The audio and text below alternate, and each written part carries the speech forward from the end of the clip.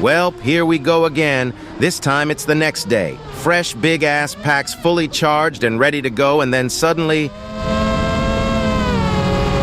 What the shit is that? Oh, wait. I know that song. That's the sound of a motor that has stopped responding to input. Why, you ask? Because a solder joint broke during that roll, which admittedly is a very weird time for a solder joint to break, but clearly it was weak in the first place. After resoldering the lead and testing, we're back in the air again. So let's review. Fixed the motor mounting issue. Turns out the screws holding the plate on the arm weren't loose, but the grommet was, and it was cross-threaded, so it was able to weeble-wobble around. Apparently, it had been like that since I repaired the frame after my big dumbass moment crashing in the neighborhood and nearly hitting someone's parked car. Second, I made some tuning changes on feed forward and turned up the RC smoothing on throttle only, which, in theory, makes it slightly less jumpy at cruise. I didn't want to add expo and use the midpoint because that's never ever felt natural to me. None of my other quads have it, so I'm not doing it to this one. Deal with it. Lastly, the frame doubling bullshit with the GoPro Hero 12 Labs firmware has been fixed.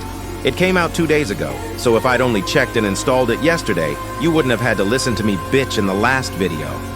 Apparently, while it was setting the file encoding and the gyro rate to true 24 Hz, the sensor was still scanning at 23.976 frames per second. Not exactly what I'd thought, but I had a feeling since it only happened once I switched to true 24 frames per second in the lab's firmware. 'Tis fixed now, and there shall be no further frame doubling tomfoolery up in this bish. Dr. Quads, down in the doobly-doo, had the right idea about why it was doubling, but was slightly off on the root cause, attributing the issue to improperly configured DaVinci Resolve. Heh. All good, though. It's nice that we're all looking out for each other. It's also nice that there are folks out there watching more than the first 10 seconds of my video. So, I thank you for your feedback, sir. Anyway, the rest of the day was perfect, save for the fact that I nearly ate shit about 200 times during these 3 flights. It doesn't look that much faster than normal when you're flying it, but it's really easy to get overwhelmed with obstacles and get out of sorts.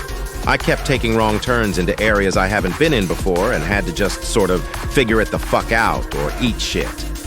Somehow I managed to survive unscathed. Go figure. Honestly, feels like the quadcopter gods finally shined a little light on me, and I could have some consistent luck with this big, silly quad. Now time for me to shut it. Enjoy the rest of the video.